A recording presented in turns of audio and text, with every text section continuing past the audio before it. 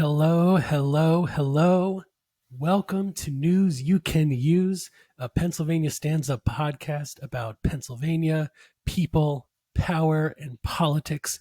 I'm your host, Pele IrgangLaden. I use he, him, and I am back after a few weeks hiatus.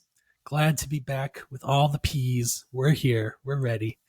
And today we are joined by a couple of members of Pennsylvania Stands Up. So glad to have them here. And we're going to be talking about our experiences at the People's Action and National Convention. Last week, a group of us went to Arlington, Virginia to go to a national convention with about 1,000 people from across the country. We took the train down. We went to the cafe car. It was really exciting. You're going to hear all about it. But first, as is tradition here, I am joined by our Director of Narrative and Communications, Dr. Ashley Strange. Dr. Strange, how you doing today? I'm doing pretty good. The 4th of July was a nice way to kind of have a nice dinner to the soundtrack of what I'm sure the apocalypse will sound like. So my neighborhood was not literally ablaze, but the sky was certainly ablaze. I don't know how it was for you in Philly. Yeah, I woke up and I was like, oh my gosh, it's hot and I'm tired and can we just have something else, please? And you know what I did? I woke up and I had a notification on my phone that was a link to a copy of the Declaration of Independence. And I thought, that would be kind of a thing to read the Declaration of Independence when I woke up on the 4th of July. And I read it, and you know what? It's a lot of kvetching. It's a lot of like, oh my gosh, I'm so upset about this king. And it's like a list of grievances of all of these things we didn't do. So we're not going to pay taxes. We want to settle on our own, yada, yada, yada. And I was like, Declaration of Independence, kind of like a laundry list of complaints, which I don't really have any meaning to make of that, except for I have my own laundry list of complaints, and I don't have a national holiday about it. I mean, I have a laundry list of laundry that didn't get done, but I don't think I need a texted copy of the Declaration of Independence because I was a Schoolhouse Rock kid, so I can say the whole preamble off the top of my head in my sleep. Do it. Let's hear it. We the people. Oh wait, did you want the song or? I'm pretty sure the founding fathers did sing it. So if you could sing it. Yes. I mean, they were wearing the wigs, the high heels, all of the face paint. Yeah. We, the people of the United States, in order to form a more perfect union, establish justice, ensure domestic tranquility, provide for the common defense, promote the general welfare, and secure the blessings of liberty to some of us, but not our slaves. And we do ordain and establish this Constitution for 2/5 of the United States of America. Great job.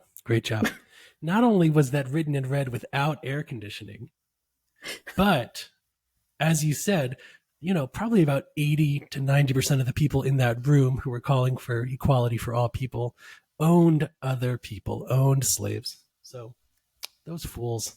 Yes, as someone who owns a cat, I really feel an affinity to our founding fathers when it comes to ownership. I'm a little worried about the conditions of your cat, but we're going to move on. She's fine. No, actually, I learned the other day that the Declaration of Independence was read 3 times out loud in town squares, and Easton, Pennsylvania was one of the places that it was read. And they recreate that all the time because when you get put on the map for one thing, you just got to keep showing up. But it was hot this weekend. In fact, it was the hottest day that the world has ever known. I am literally not joking. July 3rd was the hottest day of on-world record.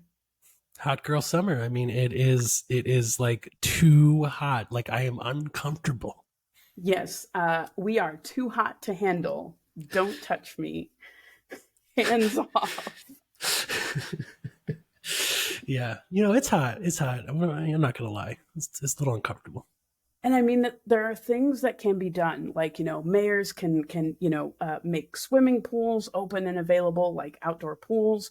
I know that in Reading they were opening up fire hydrants and things like that. Like there are things that folks, people in power can do to kind of alleviate the heat. But honestly, like the the thing that's going to matter the most is who is it? Oh, just all of the rich and powerful. Like all of the corporations, all of the people that are spending billions of dollars and in making sure that our air quality stays a choice smoky substance. Those are the folks that really need to kind of get on their game, because it's not going to get cooler from here, and my armpits are not going to stand for this. I think it was last week where it was like 85 degrees, but then they were also like, don't turn on your air conditioners because the air quality outside is really bad. You don't want any of that air coming inside. And we're not ready. We're not ready. We're not ready, but in a way, as someone who watches a lot of sci-fi, I feel prepared. I've got my gas masks, and that's how I'm going to protect myself from the billionaires that are ruining everything.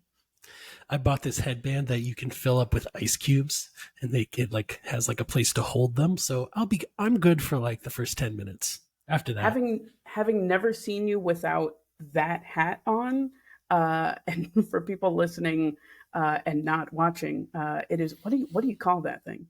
It's not a headband. It is a newsy cap. Yes, the official term is Alan Menken's newsy cap, and I think that filling that thing with ice cubes might be the next step to staying cool. Billionaires were really at it this summer. They weren't just making sure that we stayed hot; they were making sure that the Supreme Court, kept us all in place, which was very exciting. Yeah, and the billionaires have been at work for a long time, and they're personally paid for Supreme Court justices. I like a port. I would probably have like a Supreme Court ice cream. Yeah, a little side of mango. It's nice. It's nice. Listen, we are seeing the effects of 30 years of billionaires giving money to their friends, and now we have a Supreme Court that basically just does their bidding. I would love to have friends that are billionaires. It's part of the thing. I'm not a capitalist. I just live in capitalism, and boy howdy, wouldn't I love to have very rich friends to do what I want. But specifically when they I had only read about two of their rulings. One on the hypothetical case of a woman who might want to make a website for for a gay couple who may or may not exist, and they said that she would be allowed to reject someone based on her beliefs, and determine whether or not that constitutes as free speech. And then I also got a notification earlier in the day that they had ruled on student loans. They were like, no, student loans, remember how y'all were hyped to get those paid off? No, not going to happen. And then I went about my day, went to a pride flag raising where I had not yet heard about the third one, which was what was it? Admissions. It's two A's. It's killing me. Affirmative action. The other AA that we love to sit through. Affirmative action. Yeah. I mean, we have plenty of affirmative action here on the podcast, although there's not a lot of diversity here because everyone on the podcast today is wearing rectangle glasses. So I think that we might have to look into our vetting a little more closely. Yeah, I'm all for glasses hegemony on the podcast. I heard about the Supreme Court case about the woman who wanted to deny her website making skills to queer couples that want to get married. And something I saw, someone posted some links showing just some of the pictures on her website. And I'll just say, like, graphic design might be her passion, but maybe shouldn't be her profession.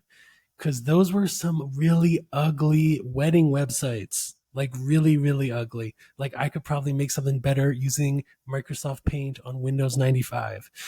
Um, and But so also, you just got married. Did you need a wedding website? I just got married, and no, you don't. It turns out unless you're doing like your wedding like on Twitch, or you don't really need a wedding website. People just text them the address and it'll be fine. And the idea is that whether or not people need a wedding website, like we need, without having to go through like our straight intermediaries, like we need like the options to obtain goods and services, without someone denying us based on who we love or how gay we look. So it was a real disappointing time, followed up by a very loud and booming 4th of July, and all we have left to sit on is really Schoolhouse Rock. Yeah, I mean, jokes aside, I think it's important that folks see what's happening here, which is, over the last 40 years, our movement has won a lot of victories to make America a place that might actually be safe for all of us. Civil rights wins for women's rights, LGBTQ rights, and the mission of the current Supreme Court and the right-wing billionaires is to undo that progress, right? When they say make America great again, they mean go back to the 1940s and 50s before we had rights. And it is both dire and alarming and sad. But you know what? We're going to fuck these billionaires up. They're going to try. And Physically. Oh wait, no, non-violently. Yeah. And I just want to talk about one billionaire who got totally fucked this week. His name is Jeff Yass. We've talked about him a little bit. He is our least favorite Jeff. Enemy of the pod, yeah, Jeff Yass. True enemy of the pod, Jeffrey Yass. So Jeffrey Yass has been working for a couple of years now to get the Pennsylvania state government to divest from public education and to give that money over to private schools. He's been working on it. He branded it, he called it the Lifeline Scholarship. It would divert $100 million from public education to private schools. And he's been working on this for years. He even cut a deal with the Democratic governor of Pennsylvania, Josh Shapiro. When Josh Shapiro was running for office, Jeff Yass said, we'll take down our attack ads against you if you support the Lifeline Scholarship, if you support the privatization of schools. So sure enough, Josh Shapiro gets elected. And what do we see? His first budget, his signature issue that he is fighting for is the Lifeline Scholarship, right? His privatization of schools with the Republicans. It was Shapiro and the Republicans versus the Democrats. And Jeff Yass thought he had this in the bank. They were already talking about it like it was done.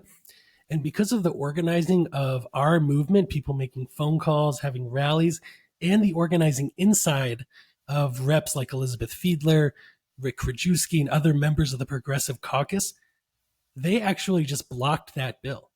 Shapiro just had to put out a statement saying, oh, we're not going to do the Lifeline Scholarship thing. We're not going to get that done. We're going to take it out. And so a billionaire and a governor colluded over here to make this thing happen, to take $100 million out of public education. And he lost because we, regular working people and the people that we elected organized. We held the line. We did not cave in. And now Jeff Yass is looking like a loser, y'all. Jeff Yass is looking like a loser, and he is a loser. If you're listening to this, just like go to your social media or just walk outside. And if you see someone be like, hey, Jeff Yass, they'll be like, no. And you'll be like, he's a loser. That's the message that we want to spread. Okay. That's our canvassing plan, is just to go door to door telling people that Jeff Yass is a loser, which is what we did last summer. And is part of what led to this happening. We did not specifically tell people that Jeff Yass was a loser, but we let people know who he is and what he's doing. And they said that they didn't like it. 80% of people that we knocked on the doors of said, oh, we do not like this. Yeah. These billionaires who think that they can control our lives, when they look like fools, when they lose, listen, we got to kick them when they're down, metaphorically. So, Jeffrey Yass, you suck. Josh Shapiro, you also kind of suck. But we're all right because the people got this one. we're going to win. With Dems like these, who needs enemies? Exactly.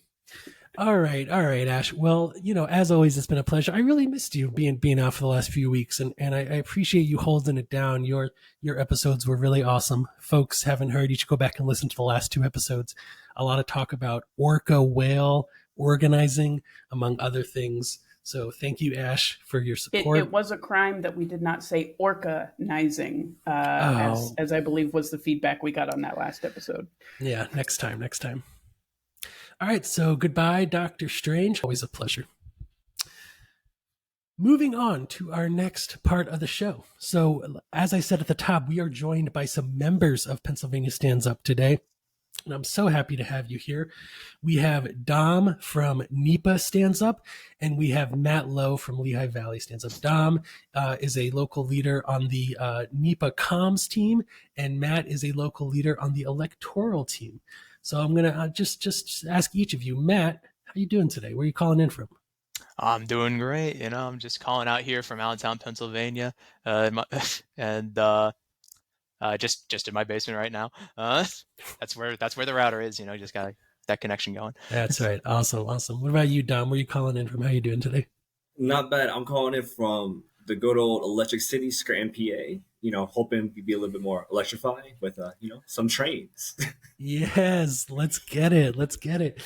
All right. So we all took the train down together. I remember seeing both of you at 30th Street Station. In the beginning of that time, we were just bright-eyed. We didn't know exactly what we were getting into, but we knew that we were going to Arlington, Virginia, to go to this People's Action Convention. So, Matt, I'm going to start with you. Can you tell us at first just a little bit about why you got involved in Lehigh Valley Stands Up and why you decided to go to the People's Action Convention? Yeah. So when I first got started, I came back from college and I wanted to get involved in local politics. Is something I was telling myself during the pandemic. It's like I gotta go do something, and get involved in that way. And I jumped around a couple different organizations, and PA Stands Up, I just felt like I got a home there. I worked with them for a little while. I helped with I worked on the Help Not Handcuffs initiative, and eventually I also just got invited to chair the electoral team for Lehigh Valley Stands Up, and doing a lot of work there. And I just wanted to learn how to organize better. I wanted to see what everyone else was working on, the rest of the progressives around the country, what they were working on, and see if there was any opportunities to cross collaborate. Awesome. And Dom, what about you? How'd you get involved, and why did you come to the convention? Well, I got involved with NEPA Stands Up because I was talking to Celine Shire. She's another member of the organization PA Stands Up out of Berks County. And she was telling me about how active a lot of the chapters are in like the local governments and stuff like that, helping with community and building, canvassing. And, that interests me. So I'm like, what, let me see if I get involved. And then she mentioned Holly. And, from there, I just joined in the effort to try to help push Scranton in the right direction almost, or like try to make a dent or, or a little push. And Holly told me about the convention, and I figured that would be a great way to connect with other people and see what's working for them and what I could bring back to my city, and help push that along. So here I am. Great. And we're going to dive into the convention in a second, but I actually want to just go back because you both just talked about, how you got involved. And Matt, you're involved with the electoral team in the Lehigh Valley. Like what values inform your work? What do you want to see in the Lehigh Valley and maybe achieve through your electoral work? Oh yeah. I definitely want to see just people who care more about the community in office. A lot of our city councilmen, a lot of the lawmakers in the area, they're kind of very heavy, hell-bent on developers and development. We have this project called the NIS. It's a big project that's backed by the Lehigh County, the city council, and the state of Pennsylvania. It's a big deal. It's been gentrifying the neighborhood, pushing people out. and you just don't see anything back from it. Like, we dump all of this money into it and had all these investments, and I just don't feel the value returned back to the community. And it just seems like the problems are just so simple. Maybe I'm oversimplifying them, but I'd like to see more affordable housing. The biggest problem is, I mean, everything is just kind of rooted to that. Like, one of the biggest problems in Allentown that people are concerned about is crime and safety. It doesn't exist in a vacuum. It's largely because of socioeconomic conditions. More affordable housing, downward pressure on the rent market, or forces prices down or improves their quality. And yeah, I guess that's the big one. I just want to see people who actually care about the community and actually understand what they need, and rather than trying to attract, I don't know how to phrase it, basically just instead of like trying to reimagine the community, rather than meeting it where it is and improving it. That sounds like a lot like Scranton right now. I was about to ask Dom. I feel like we talked about this a little bit on the subway. So yeah, what's going on in Scranton? Scranton is in, I don't know, Scranton's in a weird spot. I'm going to lump it up just to like Scranton and like the greater Scranton area, some of the towns and stuff around. But we're in a weird spot where we have new things coming in, but unfortunately it's pushing, much like it sounds like what Allentown, it's pushing a lot of people out. It's definitely gentrification, and it's coming in fast, like really, really fast. We also have a lot of slumlords. We don't have that, like, we have homeless people, but they're not as prevalent as like other groups. We just have a lot of people in these beaten and worn down houses with landlords who are just renting out rooms, but not using that money to fix the accommodations in those places. They're just kind of letting the houses run itself down to the ground, which proves, safety issues and stuff like that for, the people who are living there and everything else. So that's a huge, huge issue. That and the education and job market in Scranton is questionable. It's not great at all. The people are friendly for the most part, but everybody's just struggling, and I feel like the situation doesn't need to be as bad as it is. It's just putting money where the money should be going, and holding the right people accountable. Yeah, something we always know is if things as bad as they are, somebody's probably getting rich off of it. Yeah. But the thing that just happened here, of Matt, of you talking about what's going on in Allentown, and Dom saying that sounds like what's going on in Scranton. That is the whole reason why Pennsylvania Stands Up exists, because our issues that we're fighting for in our small towns, rural communities, small cities across Pennsylvania, a lot of them are connected. And in fact, a lot of times it's the same people that are making money or colluding across counties to do these things that impact our communities and that keep us, Matt, it is simple, like a place to live, food to eat. It's like we're not asking for that much. But someone's making a profit off of keeping us from having those things. Absolutely. Exactly. Yeah. I just wanted to clarify too, just like in Allentown, I guess just to summarize it, it feels like they're building an economy for a demographic that doesn't exist. Like they're trying to get very high, they're trying to make a high spender economy to spruce up the area, but the average household income is like in the $40,000 range. And I think it's a lot lower when you narrow it down to just the inner city. Like that's just where the West End part is. And they all go to Whitehall or Bethlehem when they want to have a good time. And it's just like, they're trying to attract all these they're trying to attract high spenders into the community at the expense of the people already living here. And it's just very frustrating. It's very risky too. It's just like you're betting on like a handful of like high spenders. There's like 10% of them in this country. It's just like, oh, Allentown's going to be the one to get them all. It's just like, good luck. All right. Yeah, it's very risky and is ultimately a detriment to our neighborhoods, And the thing that I always think about with this is that these folks have like a 5-year, 10-year, maybe 40-year plan, right? They're making their investments because they're thinking about what's the neighborhood going to look like in 20 years if we do this, and how can we make a profit off of that? Which I think is a good segue into the convention, because at the People's Action Convention, and just to give a little bit of a primer about what this is, People's Action is a national organization that has affiliates across, I believe, 26 states in the country, maybe more, maybe less. And Pennsylvania Stands Up is one of those affiliates in Pennsylvania. And so this convention, it was the first time they held one.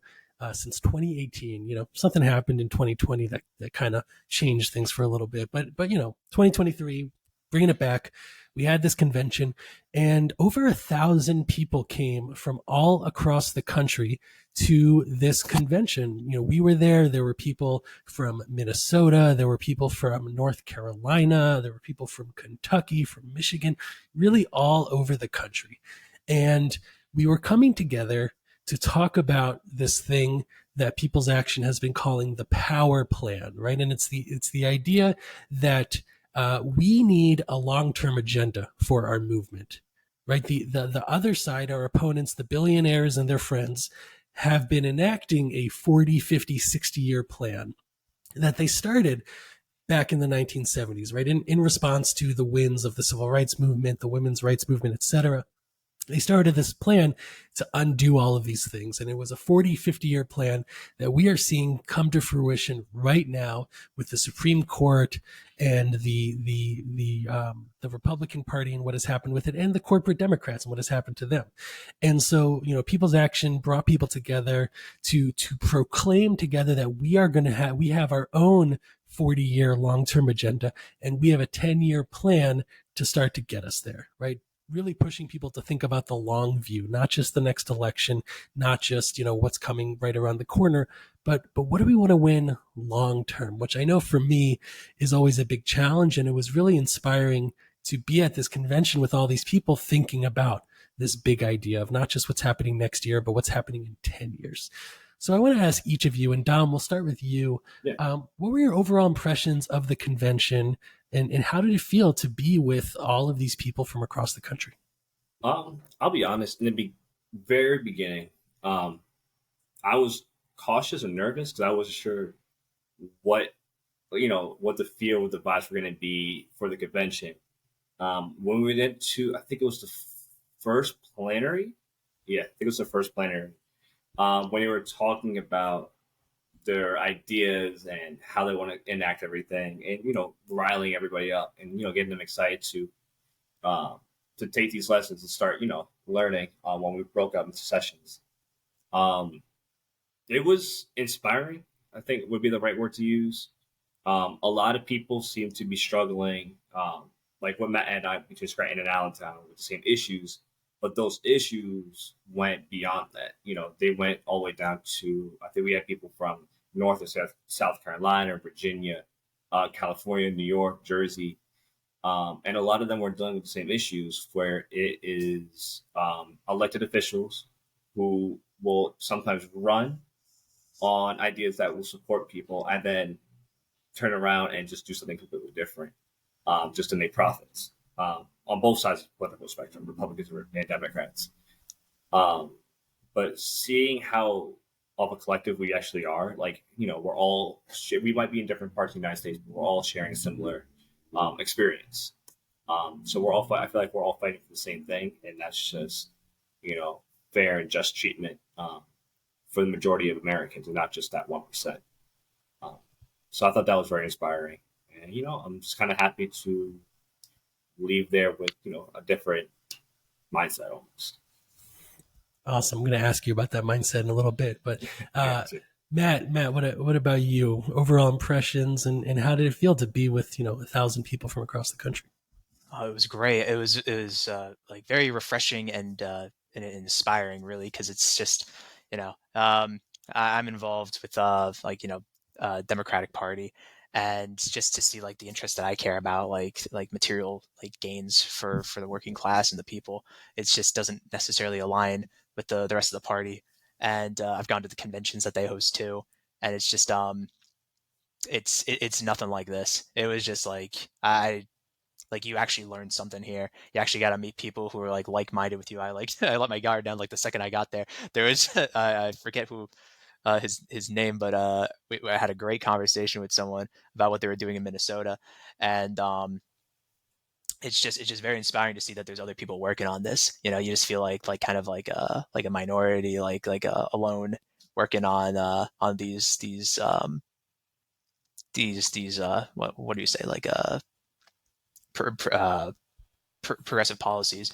You just feel like you're kind of all alone on that fight, and it's just nice to see that there's people all across the country in like deep red states, deep blue states, everywhere that are like fighting to get something done, and that they were able to trudge across the entire country, all as far as Arizona, as far as Oregon, to learn how to organize better and to keep the fight going.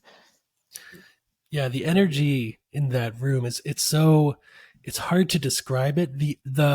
The only other experience I really have had that felt like that room felt were like, just to give a sense of what's happening, you have like 10 people representing 10 different organizations in the front of the room, and they come up to the microphone and they're like, last year our organization won $350 million for housing or something like that. And then all, 1,000 people start cheering, start chanting, and then we go to the next person who's from another state who has also won. And it's just this energy that just builds and builds and builds, where like, I'm not the type of person that gets overly involved in these types of events, but I found myself like being lifted to my feet and clapping and yelling in a way that I've only ever experienced when I was a guest at a good black church. At a black church that had a pastor that knew how to move the room to their feet just with their words. Like, it's really the only other time I felt like that, this sort of spiritual togetherness and power that happens when people that really care about the work, that really care about humanity, come together. The energy was something I haven't experienced in a really long time. So, the way that this worked was there were these big plenary sessions, which I learned plenary is literally means like all of or everyone at the thing. So these big plenaries where everyone would be there, everyone would get hyped up. And then the rest of the convention, or at least most of it, was workshops. It was, lots and lots of different workshops. So I want to ask each of you, Matt, I'll start with you. Was there a workshop that you went to, a training that you went to that you thought was particularly interesting or useful for your work back home in Allentown? Yeah, so the one that I remember the most that was pretty interesting was the youth organizing one. I forget the exact title of it, but that was the second round of workshops. It was also cool that they all had slide decks, and you could, like, the ones that you couldn't go to, you could just download them. And I haven't reviewed them all yet, but I'm going to work on that later. But for the youth organizing one, that was really interesting because I just feel it, like, as I've transitioned from like youth to adulthood and whatnot, that like, the youths really do have a lot more at stake. They can see these things long term, like, they see the immediate crisis of like climate change and like rising costs of healthcare, but they also see the long term issues because they're just like, they realize they're going to be adults someday, or and like seniors someday. And they'll be in there so bad. What was that? They'll be in there a lot too. Oh yeah. And it was just it was interesting to see like what they were talking about. It wasn't so much like trying to engage them and organize them. That's like kind of what I hear everywhere else, is just like, how do you engage these young people? How do you get them to like come out for things? It's no, it's like you have to empower these young people. It's not about organizing them necessarily behind like the issues that you care about. It's about empowering them so that way they can organize themselves, and you can like find coalitions that you can like see eye to eye on and work together on. It's just like these kids, they have energy, and they realize the world's falling apart around them, and they just don't know what to do about it. They don't know how to do anything about it. So the workshop was talking about how, like, how they empower children, like, just basic things, like just teaching them independence, like how to cook for themselves is like a good step to like give them some level, just so they feel competent enough to organize and to like realize that there's that they can do something. Yeah, about 5 years ago, I worked for a youth voter turnout organization. I'll leave them unnamed, but I'll just say that Tom Steyer was very involved with them, and their theory was that the way to get youth involved was to spend money on ice cream trucks on campus. Right? If you gave out enough T-shirts, then maybe the youth would get involved. And it turns out they were not correct. That was not the most prophetic way to organize, most effective way to organize young people, alas. But that sounds really awesome. Dom, what about you? Was there a training, a session that you went to that you're still thinking about? So when I was picking my sessions, I kind of themed everything together. So I kind of put it together. So the first one I went to was about like rural settings and how to engage with, whether you're canvassing or communicating out with in rural parts of the United States. My second was with education, and stuff like that. So kind of put those lessons together, and it was living out in the boonies and NEPA. There's a lot of rural spots and stuff like that, and a lot of so what I got from the first one was just a lot of people, most people want progressive policies. The catch though with that is phrasing, how it comes across. And a lot of that ended up being manipulated and stuff like that from both parties, from the Republican Party especially, we're creating that fear and pushing people aside. So when you're canvassing and stuff like that, we got to make sure that you're explaining everything in a way that's not neither demonizing or patronizing. You got to kind of play into them, or guide them into understanding, where they lie and why they feel and think the way they think. And I thought that was really important. And then when it comes to education stuff like that, it's a lot of that is putting pressure on your local people to hold the people we elected into like school boards and stuff like that responsible. Because we see a lot of stuff like that in the news about like the critical race theory and transgenders and LGBTQ issues that parents think are being forced upon their children, but it's really not. It's like making up these scenarios and stuff like that, and it's making it almost unsafe, and it's pushing, like you guys were talking about in the opening, pushing for privatized education. By putting those fears and stuff like that, like we're teaching kids to be gay and stuff like that, which, I mean, it doesn't matter if your kid is or isn't. That's just, I don't know, just creating fake issues. So being able to put those two lessons together on holding people accountable and putting pressure on our local officials, especially in a rural area like Pennsylvania, is super important. So that was something. Yeah, all the stuff you're saying about language and framing it spoken like a true comms leader. And as I said at the top, Dom is the lead of the NEPA Stands Up comms group. And yeah, the thing that I think we need to find some amount of compassion for is these kids or these parents who think that, because they've been inundated with this false information, they think that like these things are happening that they're like teaching kids to be gay, and to have a moment with these parents of like, no, your kids are gay. Like you just have to love them as they are. And that, that there's a lot of messaging on the Republican side, and then some milquetoast messaging on the Democratic side that makes a lot of people unsafe ultimately.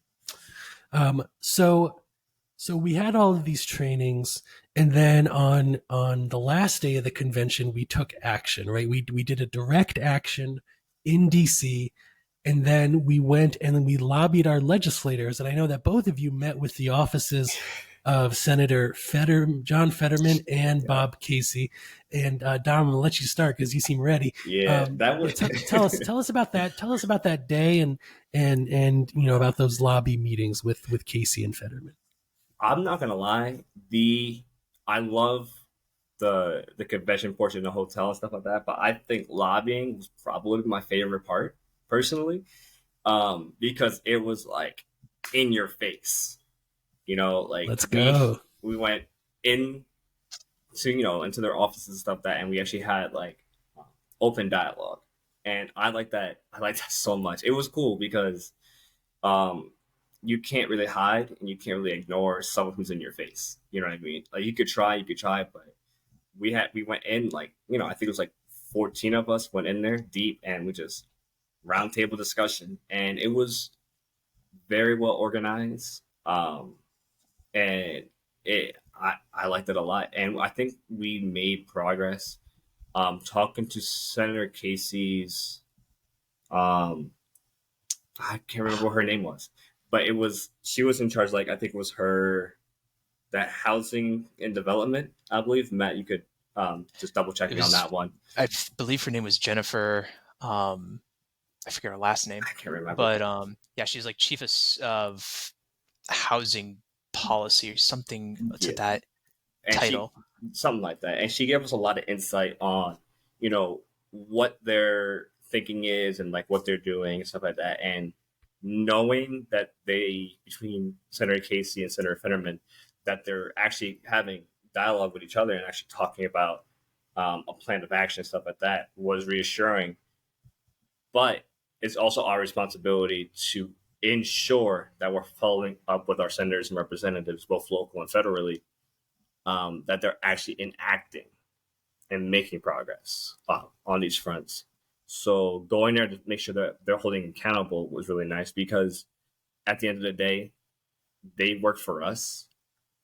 They wouldn't be in those offices if it wasn't for us voting. And I think we need to put that mindset back into the people, because there's too many times where people are like, well, I'm a Republican or I'm a Democrat or this and that. But it's like, you're a person and we're picking people that represent us.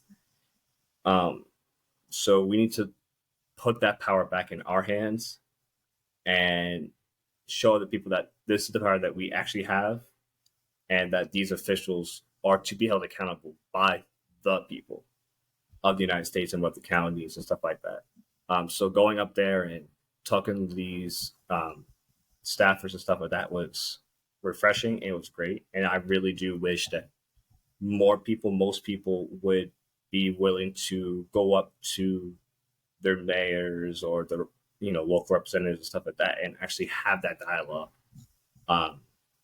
and just hold on to that power that they have that they don't know they have. Dom, you said it was a very well organized meeting, and I would have to point out that our other guest Matt was one of the key organizers of that meeting.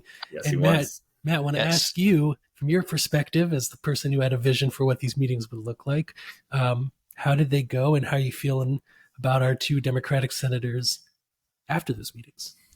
I walked into there absolutely mortified, because I'm just like, oh my God, I'm going to be talking to some very powerful people. I'm in the belly of the beast right now, and just terrified. So thankfully, we're told ahead of time. So we were working on what was it, a whole home repair, and the tenant bill of rights were like the two big ones that we went in there for. And we were told that Fetterman's office was the most favorable towards us. So we met with their staffers for both offices. The actual senators were on recess. So we get in there, and Tomas was the chair for the first meeting, and then I was going to be the chair for Bob Casey. And we sit down, we talk to the staffer for Fetterman's office, and everyone's like gives their testimonies, everyone's saying all this stuff, and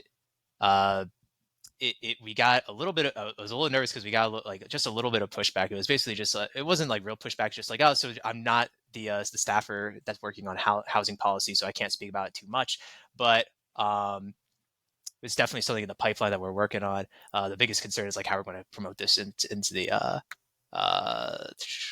I don't know if I'm supposed to be giving too many details, but basically, just like how we're going to sell this to the rest of the Senate. They're going to, like, we just had this big budgetary fight. The biggest thing they're going to be asking is how we're going to pay for it, so on and so forth. And then thankfully, Celine jumps in and has something put there. But I'm just racking my brains like, oh, geez, we're going to have to figure out how to justify this. And we step out of the meeting. We're done. We shake hands. It was productive. We got our points across. She took tons of notes, and I was going to pass it along to the chief of staff for housing.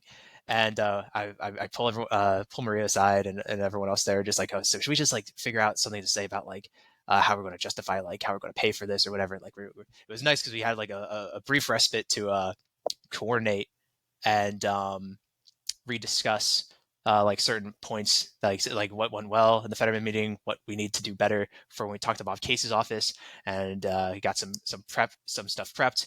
We walk in there and just like, Oh yeah, so the whole home repair thing. Well, we were really impressed with Pennsylvania, with PA Stands Up and what they did there. We're going to work on. We have a bill in the pipeline. Fetterman's leading it right now, and he's like talking about all the points in there, and just like basically it's like happening. I'm just like, oh wow, this is just leading itself, and I'm just like, do we have to go into testimonies? It's like no. I'm just like okay. Just like, and we're also working on. It wasn't a land trust. It was like It was it was like a bank, land bank. There's a land bank where it's basically similar to downtown land trust, where basically they're going to like buy up dilapidated properties, abandoned properties, and renovate them, and then sell them back at cost for. They mentioned affordable housing. We didn't, and we clarified that that's what we were hoping for is like affordable housing and projects like that. And they're just like, yeah, of course, that's kind of what we're targeting. And it was a great conversation actually. It was very I was very happy because I was the meeting chair. So it kind of just ran itself, and I'm just like, thank God.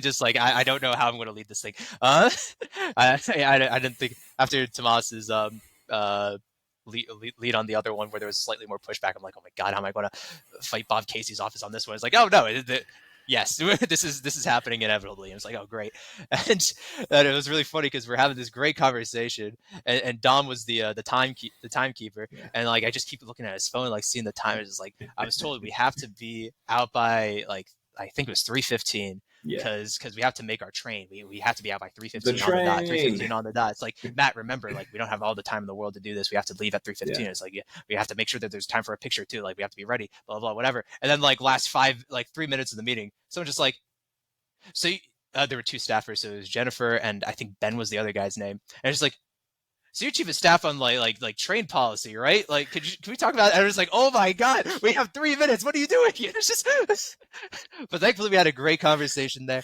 And thankfully Dom's alarm was actually on because I tried to end the meeting or like say like, hey, we gotta like be ready to go. And people just talked over me and just moved on. I'm just like, and then Dom's alarm goes.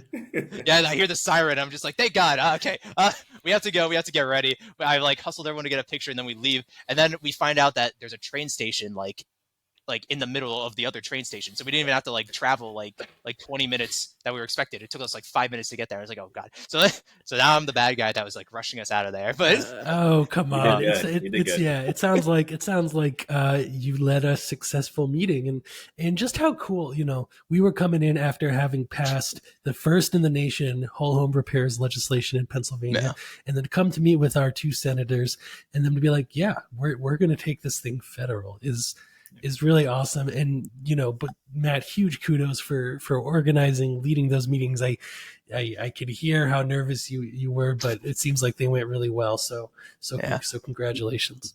It was a blast. It was great. With everyone else carried the weight. Honestly, everyone was doing a good job. Like discussing, looking at you, Dom. Looking at Dom, I was there. Dom and I are pointing back at Matt because we're gonna share the love and credit. But all right, so that's really awesome. And now we're back, right? The convention was over a week or two ago. And we're back on our home turfs. And, I want to ask each of you, Matt, we'll start with you. The two questions. What are you bringing back to Lehigh Valley Stands Up? That's the first question. And then you got to meet all these awesome people. I'm looking at you and Dom and just being like, so cool that you got to meet. What do you see for the future of Pennsylvania Stands Up in terms of working together across chapters to do something big across the whole state? Okay, so just I guess first thing that I bring them back, just everything that I learned on like how to organize young people. Like I've at least locally in Allentown, our young people are struggling a lot. We have the worst school district in all of Lehigh County.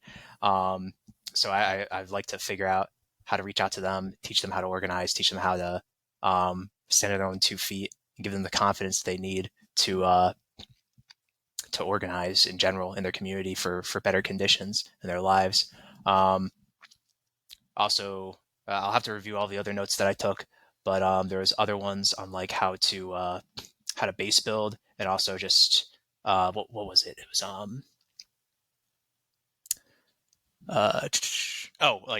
our own workshops, like how teaching our own members how to organize. It's one thing to like organize our members behind a cause and be like, hey, we need you to do this, we need help out with that. It's another to be like, this is like a work session on like what it means to organize and how to do it. This is like the origins of the chapter and what we stand for. This is what else? There's like I took notes. They're in my notebook. But yeah, that's one of the big ones. And I think that there's just, I mean, I think we were on top of like a cross chapter organizing with whole home repair. I just can't wait to see what comes next down the pipeline. My big dream is a public financing option for elections. I think money in politics is one of the biggest problems, and I'd like to see that as the next one. Said it here first. As the timekeeper for this podcast, I'll just point, a few minutes left. We're not going to go into a whole new issue just right now. Oh yeah, obviously no. But like, next time. Yeah. I love that. That's awesome. Dom, what about you? What are you bringing back, and what do you think about PA Stands Up doing stuff together across chapters? With PA, I'll start backwards, I guess. So with PA Stands Up doing stuff together, I think that's important. Too often people complain about the state of Pennsylvania, and I feel like us helping each other out bridges that gap within our state. So we could do like community endeavors and stuff like that to help, bring everything together.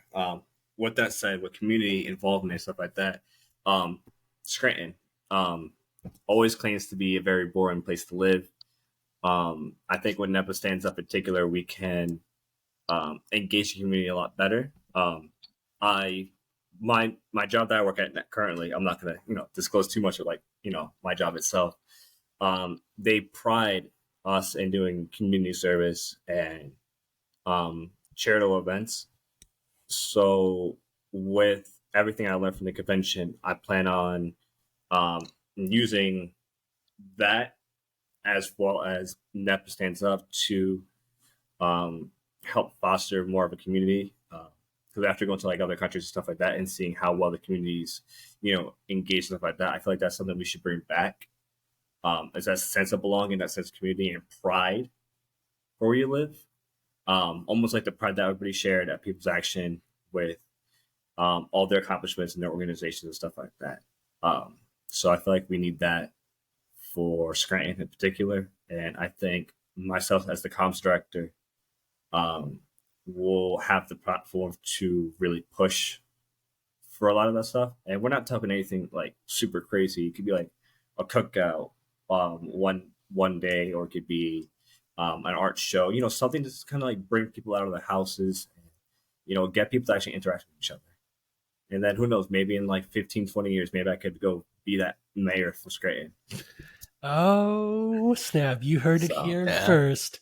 That's the second time I've heard Dom offhandedly, maybe accidentally, say that he's going to run for office. But anyway, we're going to wrap it up here. And I just want to say it was so awesome to go to the convention with both of you, to see both of you take leadership and then just, coming back all fired up. And it was really, really fun to relive it and talk about it with both of you today. So thank you both for being here.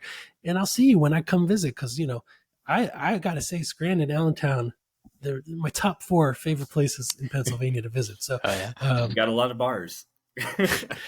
That's right. All right. Thank you, Matt and Dom, for joining us today. That concludes our show for today. Please follow us, share this with your friends, share it with your enemies, and be sure to come back because in 2 weeks, we're going to be talking with another member from Lancaster Stands Up about our training series over the summer. Exciting stuff. Until then, I'm your host, Pele IrgangLaden, and don't forget, Pennsylvania is for all of us. We'll see you in the streets.